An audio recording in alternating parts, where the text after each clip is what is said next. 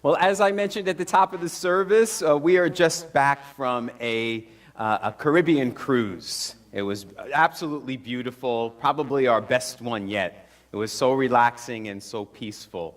And if you've ever been on a cruise, you know that every day you get delivered to your stateroom one of these daily itineraries, which lists all the activities and all the events they have on the ship or in port that day. And one of the first days of the cruise, the daily itinerary began with a short little paragraph that was all about the birth of navigation. And as I read it, it said, believe it or not, that the birth of navigation began in 3500 BC. And that, of course, at that time, there weren't any maps or compasses. So those early navigators at night, it said, needed to be guided by the stars. And in particular, it said, they focused on the North Star. Now, as I read that little paragraph about the early navigators and the North Star, it became my meditation passage each morning that I was on the cruise. I would get up early while it was still dark and go out on my balcony and sit and listen to the water and look up at the stars. And I thought to myself each morning when I meditated about how all of us are navigating through the journey of life. And in times of darkness, especially in times of darkness, we need to keep our focus on the North Star, our true north. And what is our true north? Well, our true north is our inner compass, our divine GPS. I told you before, it stands for God Positioning System. And if we could keep our focus on it and allow it to guide us and lead us, it will lead us to that one true light. That's what Advent's all about. That's why we're focused on the star. Because this is the season where we prepare ourselves, where we allow ourselves to be led by that guiding star. We want to place our focus there, like the shepherds at night did, like Joseph and Mary riding the donkey into Bethlehem did, and like the 3 wise men, the Magi, did. They allowed themselves to be divinely led by Spirit. And they were on an adventure. I told you last year, I love how the word adventure has the word Advent in it. Because during the time of Advent, between now and Christmas, all of us are on an adventure. We're on a divine journey. And it's a time for us to empty ourselves so that we can be led by Spirit on this great adventure. The adventure, the way, always leads to our greatest good. It leads to the light of hope, peace, joy, and love. Since today is the second Sunday of Advent, the candle today stands for peace. And I thought it would be the perfect opportunity to tell you a little story about the Peace Pilgrim. Our words of integration this morning that Graham read for us were written by someone simply known as Peace Pilgrim. And Graham, that was very kind of you, but that person isn't me.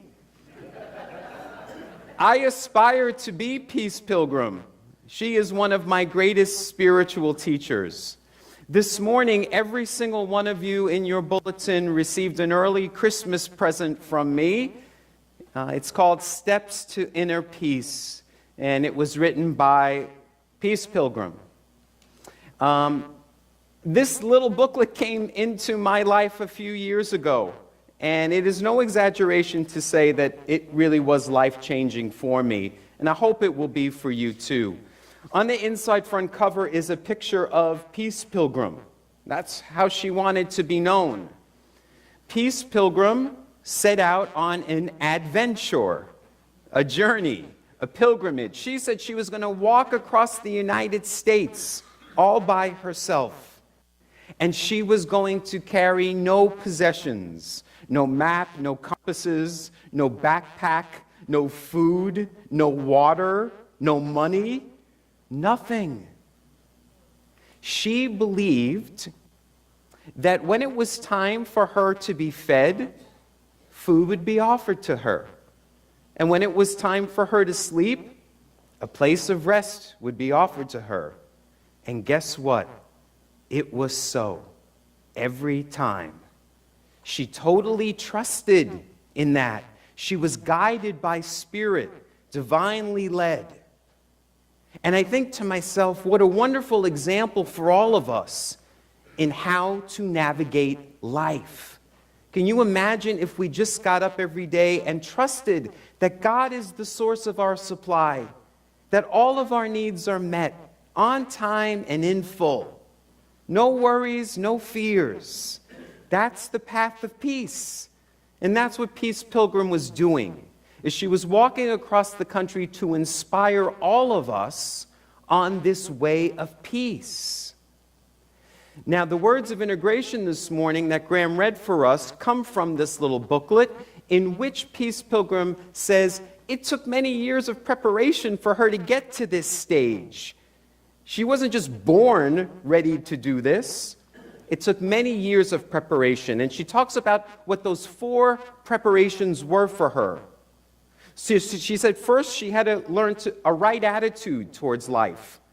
That regardless of what came your way, bad, in quotation marks, or good, that it's all good, because it's all God, and everything has a purpose.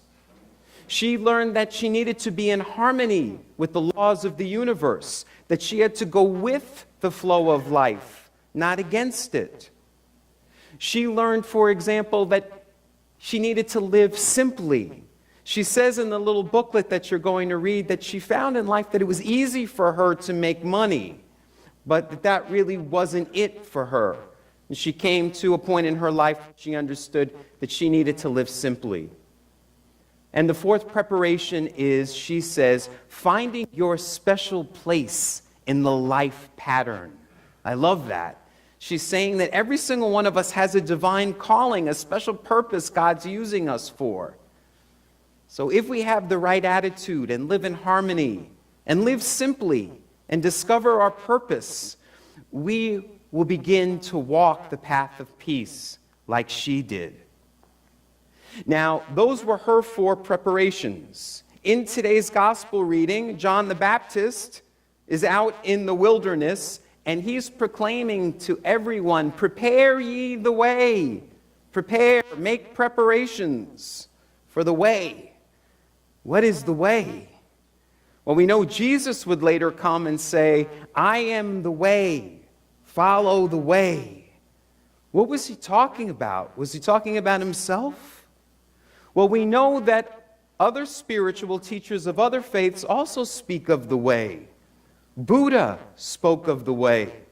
Buddha said, go within and seek the joy of the way. And some of you know about the Tao, T-A-O. Some of you may have read the beautiful ancient scripture written by Lao Tzu called the Tao Te Ching, which means the book of the way and its power. These people were not Christian. The way isn't Jesus of Nazareth. When Jesus said, I am the way, follow the way, he was talking about following this way of life that all of these spiritual people discovered. People like Peace Pilgrim. Now, at the beginning of the service, I mentioned that we're planning a trip next year to walk the Camino in Spain. Guess what Camino means? The way. It is an ancient pilgrimage dating back to the 9th century. Millions of people of all faith traditions, of all walks of life, have walked this way. and their lives have been transformed. I first found out about the Camino several years ago when I read a book by Shirley MacLaine, the Oscar-winning actress, called The Camino. And she writes about how walking the Camino for her changed her life. Many of you are familiar with Paulo Coelho, who wrote the book The Alchemist. Well, his first book was called The Camino, and it was about his walking the Camino, and he has said that he could never have written The Alchemist without walking the Camino. Now, you may not be like Peace Pilgrim and walk across the country. You may not go on a pilgrimage like the Camino, but the physical way is just a representation of the spiritual path. Something mystical and transformative happens to us when we allow ourselves to be guided by Spirit, to be divinely led, to just be in a position of surrender, of openness to whatever the day will bring. That's the way. And you don't have to go on an actual pilgrimage to experience it.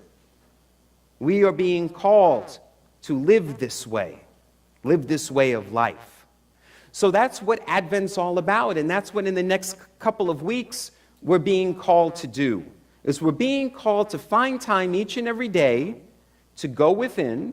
That's where Buddha said the way was. That's where Jesus said the way was. The kingdom is within you. The light is within you. We're supposed to find time each day to go within. That's where our inner light is. That's where the divine map is. That's where your GPS, your compass is. Find time each day to go within to that place and allow it to lead you, and trust, like Peace Pilgrim did, that everything is unfolding in divine order, that all your needs will be met. That's what we're anticipating for Christmas. We are in this season making way for the way to be born in us, for the light to be born in us. So let every heart prepare him room. Namaste.